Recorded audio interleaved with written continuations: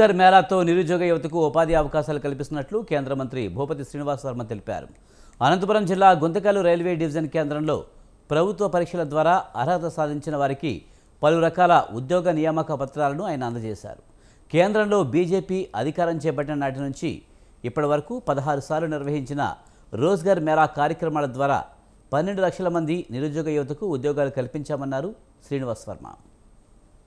రంగంలోనే కాదు ప్రైవేట్ రంగంలో కూడా పెద్ద ఎత్తున ఉద్యోగ అవకాశాలు కల్పించాలనేటువంటి ఒక ఆలోచనతో పనిచేస్తున్నటువంటి సందర్భం మీకు అందరికీ కూడా తెలుసు.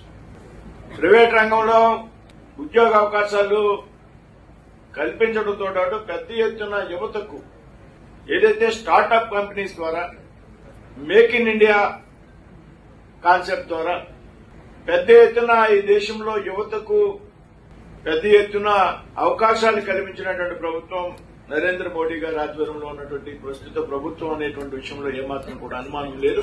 దీని అందరూ కూడా అంగీకరించి తీరాలి. దయచేసి ఏ పార్టీకి చెందినటువంటి వ్యక్తులైనా రాజకీయపరమైనటువంటి ఆలోచనలు ఎలా ఉన్నారు. ఈరోజు భారతదేశం ప్రధానమంత్రిగా నరేంద్ర మోడీ గారి బాధ్యతలు స్వీకరించాక ఈ 11 సంవత్సరాల కాలంలో దేశం అనేక రంగాల్లో ఒక బలమైనటువంటి శక్తిగా, ప్రపంచంలోనే ఒక బలమైనటువంటి శక్తిగా ఎదిగింది అనేటువంటి విషయంలో ఏమాత్రం కూడా అనుమానం లేదు. ఆయన యొక్క పరిపాలనా విధానం దేశాన్ని అన్ని రంగాల్లో, ఆర్థిక రంగంలో, రక్షణ వ్యవస్థలో ఇవాళ భారతదేశం ప్రపంచంలో అతి పెద్ద 4వ ఆర్థిక శక్తిగా ఎదిగింది అనేటువంటి విషయం మీరందరూ కూడా గ్రహించాలి. ఇవాళ ప్రపంచంలోనే జీడీపీ భారతదేశం 4వ స్థానంలో, 2 నెలల క్రితం 5వ స్థానంలో ఉన్నది. భారత ప్రధానమంత్రిగా నరేంద్ర మోడీ గారి బాధ్యతలు స్వీకరించే నాటికి 2014లో 11వ స్థానంలో ఉన్నది. ఇవాళ జపాన్ ని అధిగమించి భారతదేశం ప్రపంచంలోనే 4వ అతిపెద్ద ఆర్థిక శక్తి